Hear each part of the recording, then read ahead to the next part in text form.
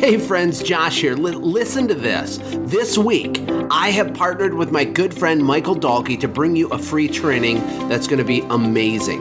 Michael took his cleaning business from $60,000 in revenue to $5 million in only a few short years. We're calling our training this week the Ultimate Breakout Session. A breakout session is where you can go deep on something and learn the exact things you need to win. Now, both Michael and I had a lot of requests after the huge convention to really dig in deeper on the things that both of us talk about as speakers at the convention. So you can watch this for free. All you have to do is go to automategrowsell.com/breakout, or it's even easier if you do this, just send a text message breakout to 44222. So you send the word breakout, no spaces, just one word, to 44222, and I can meet you, provide huge value to you. You can listen to what Michael and I have to teach. It's going to be amazing. I'll see you soon. Hello, my friends. Josh here. Happy to be doing my first podcast since I got back from the huge convention. I met so many of you. So grateful, so thankful to have shook your hand. A lot of you guys, I realize, hey, you're a real person. You're not just a name on a computer screen like on Facebook.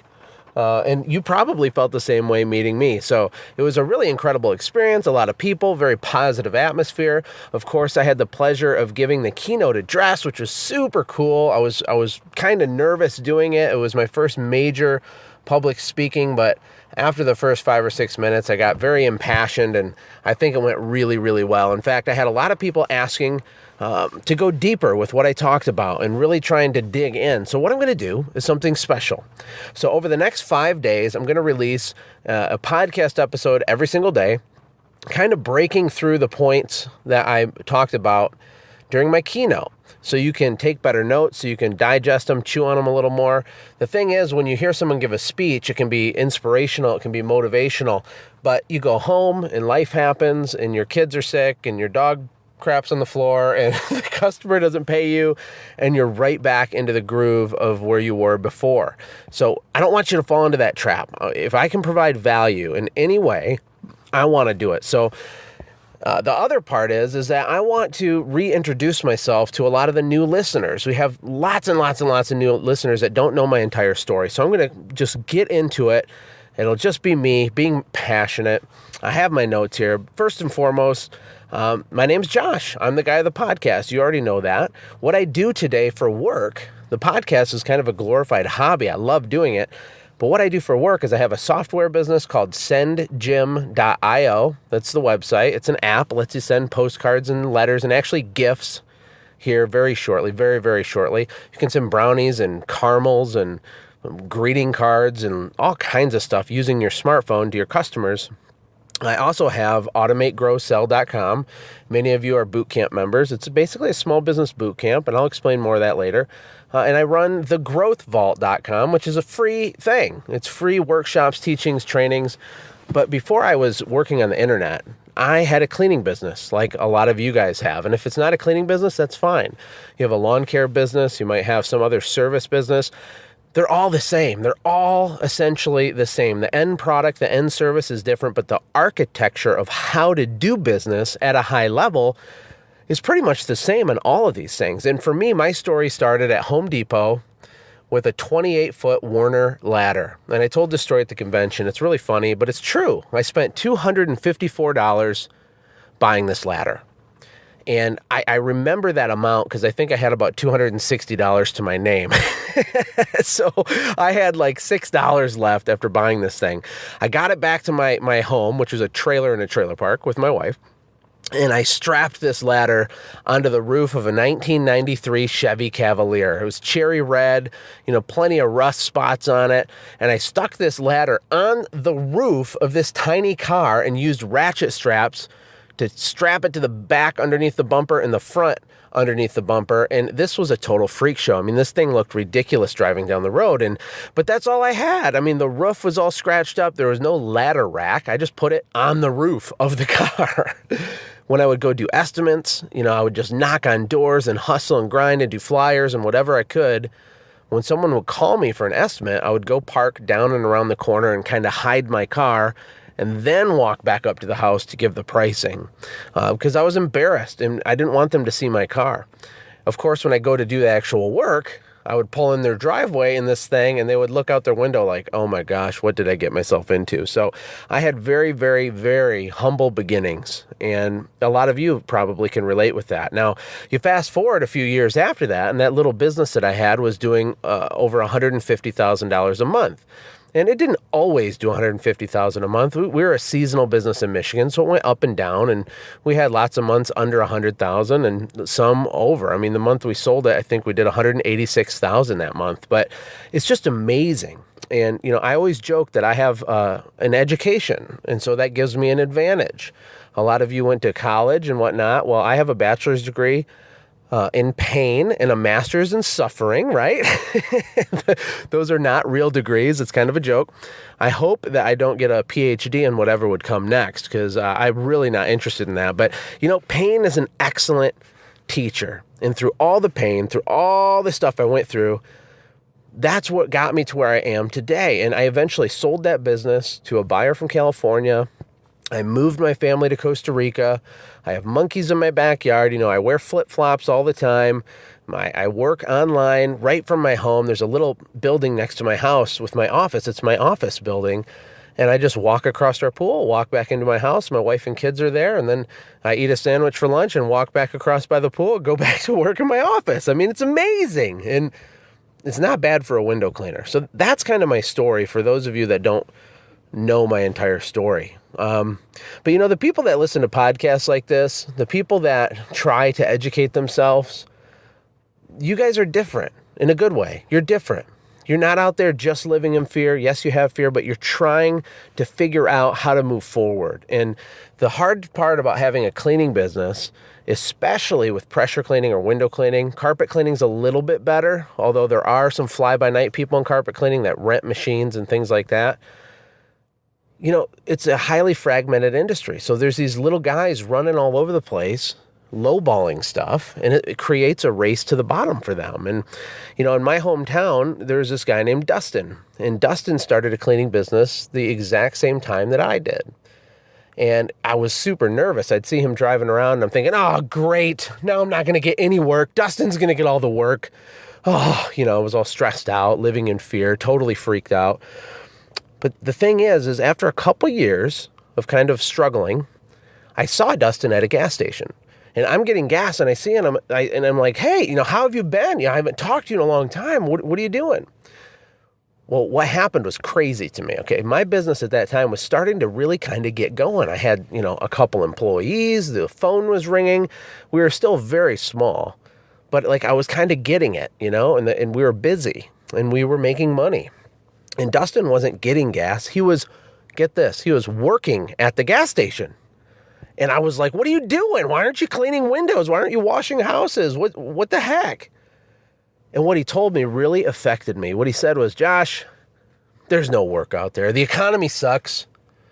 And even if you get a customer, their expectations are so unrealistic. It's impossible to make people happy, Josh. That's what he said to me. It's crazy. It was madness. I just kind of stood there with my jaw dropping down because I realized in that moment how big of a difference there was between me and Dustin, because we were in the same town with the same service, with the same equipment, marketing to the same people, but he had a completely different view of that scenario and that opportunity than I had. I was just getting started.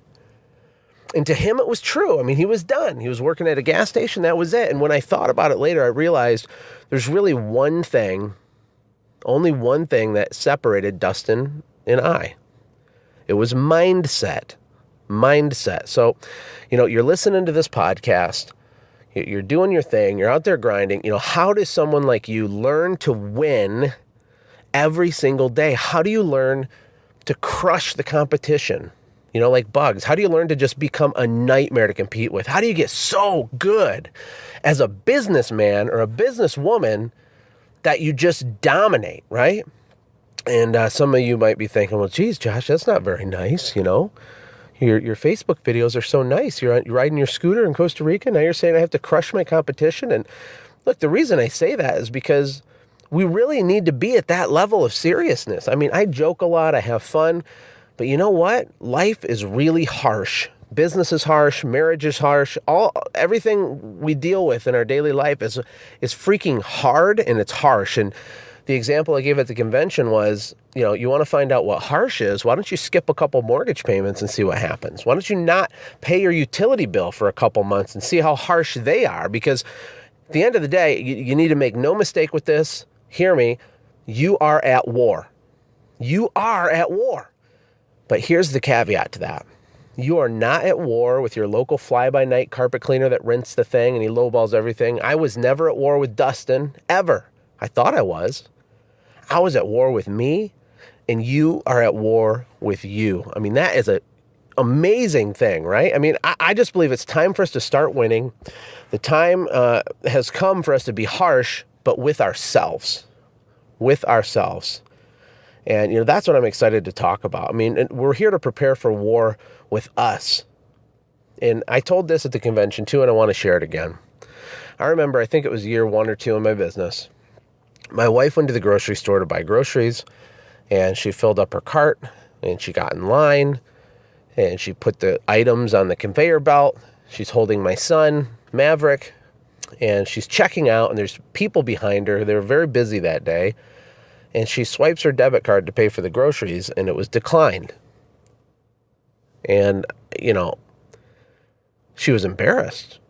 She had to walk out of that store humiliated. She actually tried to swipe it for a second time, still declined. She had to leave her groceries there, go to her car crying when she called me. So my wife calls me crying, I am so embarrassed. I can't even buy groceries. She wasn't mad. She was just really scared and hurt and confused and embarrassed. But I felt like an absolute freaking failure, a total, utter disaster. I felt like such a loser in that moment. I really did. And I was at war. Another story I remember is when I voluntarily turned in a car to the bank because I couldn't pay the payments anymore. That was a humbling experience because I was at war. When I started my company, I didn't take a paycheck a lot of times when other people did. And when I very first started, my own mom didn't talk to me for a week. She didn't talk to me for a week. She was so mad that I was leaving a job at the time with Chase Bank, a good job, to start squeegeeing windows. I mean, that's what homeless people do, right? So look, I get it. You get it. If you're listening to this podcast, I know you get it. But the real cruel part to the way the universe works is that when you get out of the really, really small struggling phase and you start to win, this is kind of a sick joke the universe plays on us. When your phone's ringing and you're busy and then you're more busy and then you're more busy and you're like, yeah, awesome. All you're really doing is unlocking a tidal wave of new problems for yourself. Problems you didn't even think existed. I mean, it's exciting, but there's so much other stuff. Now you have to hire other people. You have to fire and train and inspire them and lead them, pay them before you get paid. And a lot of times you go home and you pass out exhausted and your wife's wondering what you've been doing all day and why you didn't return her call and all this. And you got all the family dynamics going. I'll tell you, it gets so hard. And then the employees, you'll give and give and give and give and give. You'll invest in them.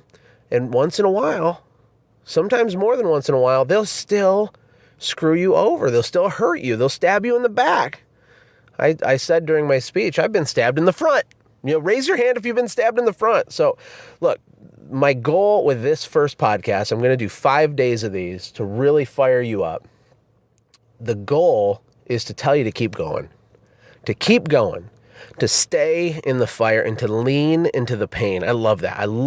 Lean into the pain, lean into the challenge. Don't try to weasel out. Don't crawl out of it. Stay right there. Keep your feet planted and lean into it, because at the end of the day, it is worth it.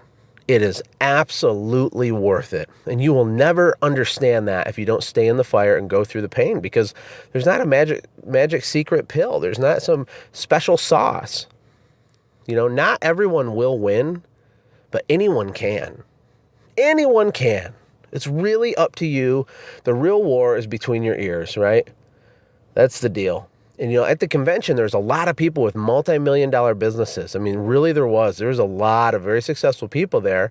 And there was other people there who barely had enough money to even show up. They maxed out their credit card. They showed up and they're hoping, God, if I can just learn this one thing, if I can learn one tiny nugget, it could change everything for me. And I love that. I love that mentality.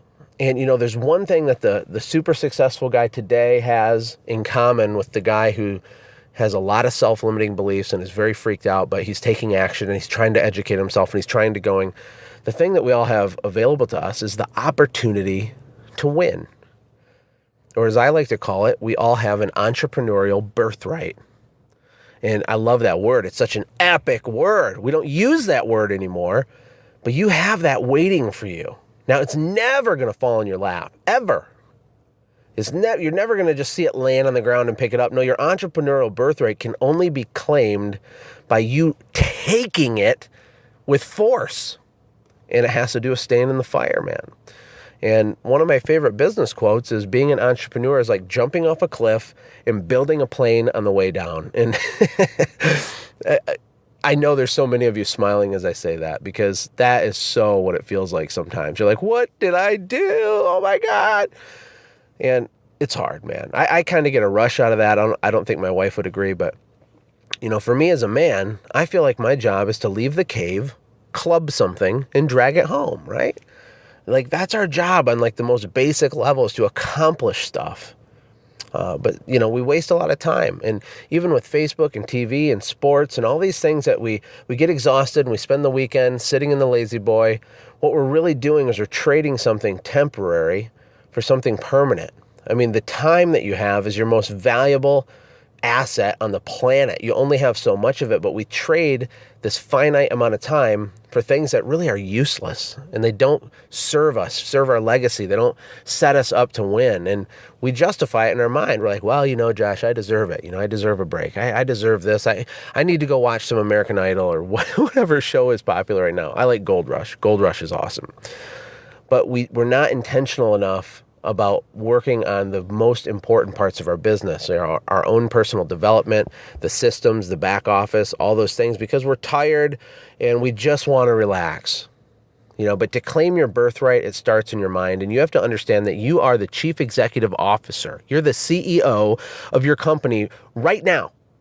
Right now you are. Even if you're the only person in your company, you are that today. Like, wrap your head around that. It's amazing. Like, do you behave like a CEO with a 5-piece suit? Is that your mentality? Got to be honest about that. Our country is not in need of more politicians. Our country is not in need of more opinions. God help us with Facebook. We don't have information overload. We have opinion overload. We're not in need of any of that stuff. What our country needs is leaders. We need leaders. And every small business that listens to this podcast, and last month there was over 7,000 individual people that were listening to these episodes. I think that's amazing. You guys are the backbone of our whole nation's economy. For real. You are. And one time I went on the SBA, the Small Business Administration's website, sba.gov, and I was looking at some statistics. And there was this one I found. It said out of the 28 million small businesses in the U.S., 22 million of them are 10 days away from overdrafting their checking account. And I was just like, wow, like that's so sad. That's awful. And that's so stressful. And these people are not dumb. If your business isn't working right now, you're not dumb. You're not broken. Nothing's wrong, but you probably have the wrong mindset. You probably spend your time on the incorrect things. And being busy isn't the same thing as being productive. So I'm going to kind of wrap it up here shortly with a story of two brothers, and people loved this. I got a lot of comments on it at the convention. But there's this ancient story about two brothers. This is actually a Bible story of Jacob and Esau, but it so applies to business, in my opinion. And back then it was customary with ancient tradition that the oldest brother was entitled to the family birthright. That's that word again that we don't use now. But basically what that meant was he got everything. I mean, he got all the wealth, the pride, the legacy, all the assets. Everything went to him, the older brother, when the time was right. The younger brothers, they didn't get anything. The older brothers got everything. And what happened was one day the older brother, Esau, he was starving. He must not have eaten in days. And I can just picture him bursting into his younger brother's home saying, "Brother, I'm starving. You can give me some food. Give me something to eat. I'm going to die."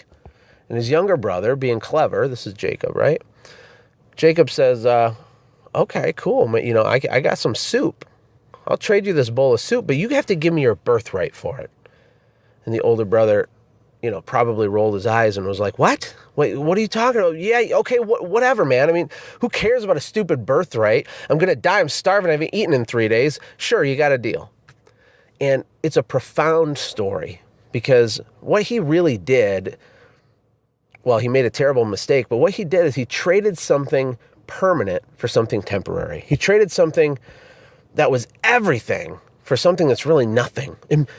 But we do this every day. Like, we constantly do it. And the wasting the time on Facebook and TV and all that stuff, that's us doing that. That is what it is. Like, you're trading this finite resource, this thing, the only chance you have to leave a legacy and to build a company and to change lives and to get more employees and to invest in them. Your time has to be spent on the right things, and we just waste so much of it, including me, by the way. I'm not innocent from this stuff, but it doesn't make it less true. And, I want businesses that leave a legacy. And I work on the internet now with my boot camp and other things. I don't care what I'm doing. I want a business that my kids and my grandkids could be proud of and inspired by later when they look back and be like, look what my grandpa did. Look what my dad did. Look what Josh Latimer did. It's not about money. It's about winning. It's about having a purpose. And I know that the people that listen to shows like this want the same thing. There's a portion of you, though, that are struggling, and you're listening to this, and you're like, seriously? I mean, a legacy? You're like, yeah, that's not really on my mind right now. I have $100 in my checking account, and I'm super stressed out. I just want to pay my rent next month. And I hear you. Like, I get it. I hear you. And, winning and having these epic business dreams, maybe that's not the thing that really gets you going. Maybe it's not in the front of your mind, but I want to tell you a secret. It should be. It should be on the front of your mind. You do not need, nor should you wait to have these mental shifts. The big secret here is that the war is fought between your ears and your head. The war is fought with the guy you brush your teeth with every day in the mirror. That's where the war is fought, man. And at the convention, I talked about some other successful people like Mark Cuban.